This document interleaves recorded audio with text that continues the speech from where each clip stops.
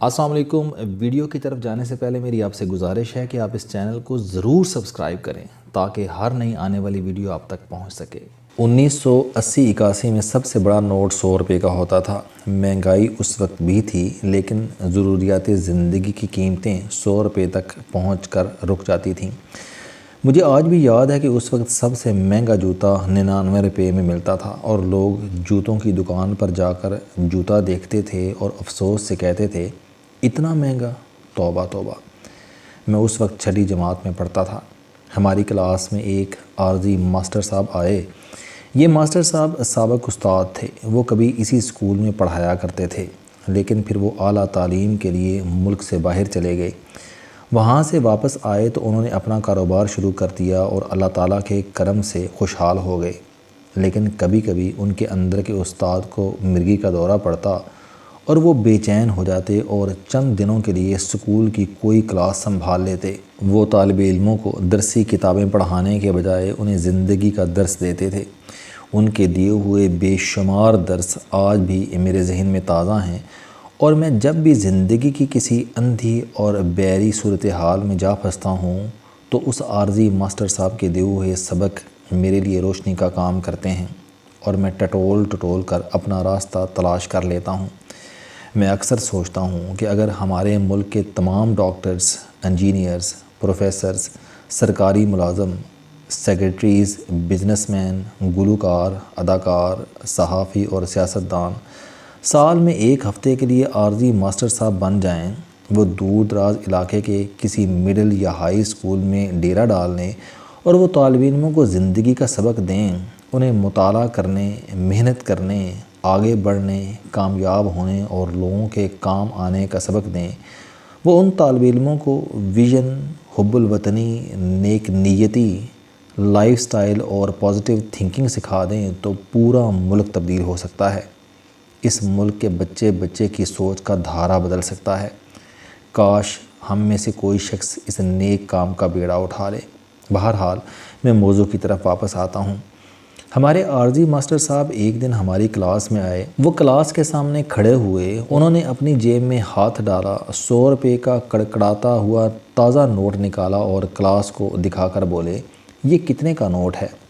پوری کلاس گلا پھاڑ کر بولی، 100 روپے کا۔ ماسٹر صاحب نے اسبات میں گردن ہلائی، نوٹ کا گولا سا بنایا اور اس گولے کو دونوں ہاتھوں میں مسلنا شروع کر دیا۔ وہ تھوڑی دیر تک نوٹ کو مسلتے رہے۔ اس کے بعد انہوں نے نوٹ کو سیدھا کیا۔ نوٹ بری طرح خراب ہو گیا تھا، اس پر سلوٹیں ہی سلوٹیں تھیں۔ انہوں نے وہ نوٹ دوبارہ کلاس کو دکھایا اور پوچھا، یہ اب کتنے کا نوٹ ہے؟ کلاس دوبارہ بولی، 100 روپے کا۔ ماسٹر صاحب مسکرائے، انہوں نے نوٹ زمین پر گرایا، اس پر پاؤں رکھا اور پاؤں کے ساتھ نوٹ کو رگڑنا شروع کر دیا۔ وہ تھوڑی دیر بعد جھکے، انہوں نے نوٹ اٹھایا۔ نوٹ اب بری طرح کچلا جا چکا تھا، اس پر مٹی اور کیچڑ کے داغ لگ چکے تھے، اس کا ایک کونا پھٹ چکا تھا اور جوتے اور فرش کی رگڑ سے اس کا رنگ اور عبارت بھی مٹ چکی تھی۔ انہوں نے نوٹ دوبارہ کلاس کی طرف لہرایا اور پوچھا، اب بتاؤ یہ نوٹ کتنے کا ہے؟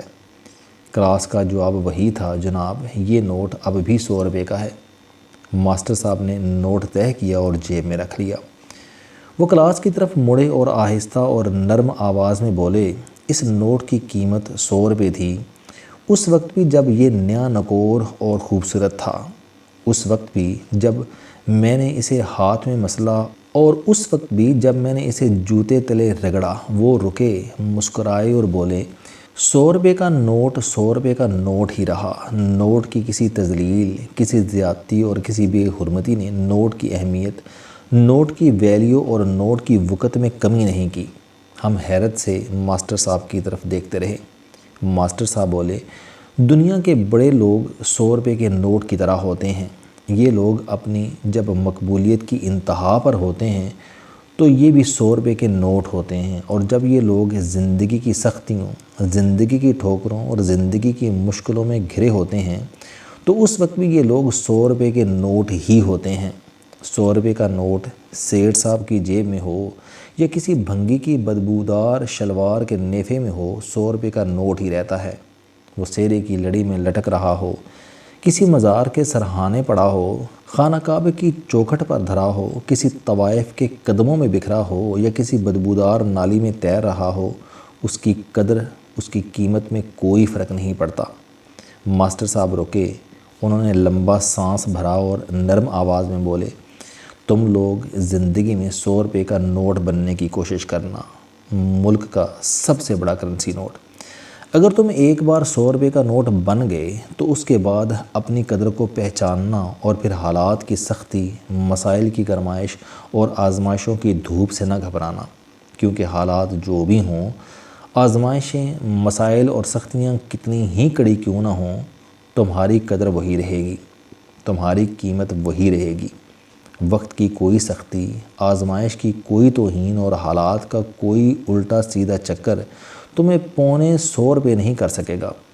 ہاں مگر وہ رکے اور دوبارہ بولے، ہاں اگر تم خود حالات کے سامنے ڈھیر ہو گئے، اگر تم نے خود شکست مان لی، اگر تم خود وقت کی چوکھٹ پر لیٹ گئے تو دوسری بات ہے، ورنہ دنیا کی کوئی طاقت تمہارے مقام، تمہاری قدر اور تمہاری قیمت سے نہیں گرا سکے گی۔ ماسٹر صاحب کا لیکچر ختم ہو گیا، لیکن وہ لیکچر 60 طالب علموں کو ان کی قدر و قیمت بتا گیا۔ 60 طالب علم جان گئے کہ وہ قدرت کے ٹکسال سے نکلے ہوئے کرنسی نوٹ ہیں اور ہر کرنسی نوٹ پر قدرت نے ایک قدر نقش کر دی ہے۔ جب تک اس کا وجود سلامت ہے، اس کی قدر قائم رہے گی اور دنیا کی کوئی طاقت اس قدر میں کمی نہیں کر سکے گی۔ میں آج جب صدر پرویز مشرف کو دیکھتا ہوں اور پوری دنیا کو ان سے استعفے کے مطالبے کرتے دیکھتا ہوں، تو ان مطالبوں کے جواب میں صدر پرویز مشرف کے اس قسم کے بیان سنتا ہوں کہ میں ہرگز استعفیٰ نہیں دوں گا، میں پسپا نہیں ہوں گا، میں مقابلہ کروں گا وغیرہ وغیرہ، تو میں بے اختیار ہنس پڑتا ہوں اور سوچتا ہوں کہ شاید صدر پرویز مشرف اپنی قدر و قیمت کے بارے میں غلط فہمی کا شکار تھے۔ وہ 1 روپے کا ایک ایسا کرنسی نوٹ تھے جو خود کو $1 ملین کا بانڈ سمجھ بیٹھا تھا، یا وہ کانچ کا ایک ایسا ٹکڑا تھے جو 10 تولے سونے کے ہار میں پرویا ہوا تھا، اور جب سونا ان کے وجود سے الگ ہوا اور ان کی اپنی بولی شروع ہوئی تو انہیں پہلی بار اپنی کم مائیگی کا اندازہ ہوا۔ جب بانڈ کی مدت ایکسپائر ہو گئی اور وہ کاغذ کا محض ایک حقیر سا ٹکڑا رہ گیا، ایک ایسا ٹکڑا جس سے اب کوئی انگلی تک صاف کرنے کے لیے تیار نہیں، تو اسے اس وقت اپنی اصل قیمت کا اندازہ ہوا۔ لیکن یہ انا بھی عجیب چیز ہوتی ہے۔ یہ وہ پتھر ہوتی ہے جو شیشوں میں رہتے رہتے خود کو شیشہ سمجھ بیٹھتا ہے، اور یہ وہ سیاہ کالا بھمرا ہوتی ہے جو پھولوں میں رہ رہ کر خود کو خوشبو سمجھ بیٹھتا ہے۔ لیکن جب بہار گزر جاتی ہے یا شیشے چکنا چور ہو جاتے ہیں، جب عکس روٹھ جاتے ہیں اور جب خوشبوئیں بکھر جاتی ہیں، تو اس وقت بھمرے کو بھمرا اور پتھر کو پتھر ہونے کا احساس ہوتا ہے، لیکن اس وقت بہت دیر ہو چکی ہوتی ہے۔ اور یہ بھی حقیقت ہے کہ بھمرے کا دل ہو یا پتھر کا دماغ ہو، وہ کبھی حقیقت تسلیم کرنے کے لیے تیار نہیں ہوتا۔ اور یہ بھی ہو سکتا ہے کہ صدر پرویز مشرف واقعی 100 روپے کا نوٹ ہوں اور حالات کی سختیاں انہیں کچلنے، مسلنے اور رگیندنے کی کوشش کر رہی ہوں، مگر حقیقت کیا ہے اس کا فیصلہ اب وقت نے کرنا ہے، اور وقت کو وقت دینا اب صدر مشرف کا کام ہے۔ وہ اونچی دیواروں کے محل سے باہر آئیں اور خود کو حالات کی بھٹی میں گزرنے دیں۔ اگر وہ 100 روپے کا اصلی نوٹ ہوئے تو دنیا کی کوئی طاقت ان کی قدر کو کم نہیں کر سکے گی، اور اگر وہ شیشوں کے دیس کے پتھر ہوئے تو محل کی دیواریں ان کو ذرا دیر تک نہیں بچا پائیں گی۔ صدر مشرف کیا تھے اور کیا ہیں، اب اس کا فیصلہ وقت نے کرنا ہے، اور وقت اب صدر مشرف سے زیادہ دور نہیں۔ السلام علیکم، آپ اسٹوڈنٹ ہیں، کوئی جاب کرتے ہیں، کاروبار کرتے ہیں، یا پھر آپ گھریلو زندگی گزار رہے ہیں۔ اگر آپ اپنی زندگی کو بدلنا چاہتے ہیں تو اس چینل علم دوستی پر آپ زندگی میں کامیابی کے لیے جاوید چوہری صاحب کے موٹیویشنل، سوشل، سیلف ڈسکوری سے ریلیٹڈ اور صحت سے متعلق بے شمار کالم سن سکتے ہیں۔ میرا دعویٰ ہے کہ یہ چینل آپ کی زندگی بدل دے گا۔ اس چینل کا مقصد اچھی باتیں معاشرے میں پھیلانا ہے، اور اچھی بات کو دوسروں تک پہنچانا صدقہ جاریہ ہے۔